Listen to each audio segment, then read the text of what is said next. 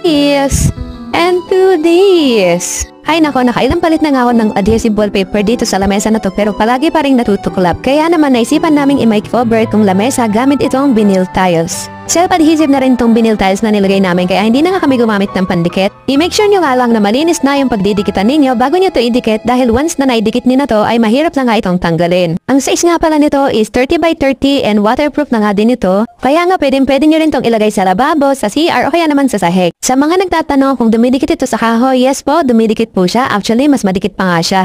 Sobrang dali lang nito i-install, tatanggalin nyo lang yung plastic sa likod at pwede nyo na itong idikit. Basta i-make sure nyo nga lang na malinis na yung pagdidikitan nyo para siguradong didikit ito. Pag bumili nga pala kayo nito is 10 pieces na per bundle for only 100 plus pesos. Anyways, natapos na nga namin siyang lagyan at ito na yung final look. O diba, mas maaliwalas na nga siyang tignan at hindi mo akalain na vinyl tiles nga lang siya. Kaya kung gusto mo rin bumili ng ganitong vinyl tiles ay mag-check out ka na, available yan sa basket.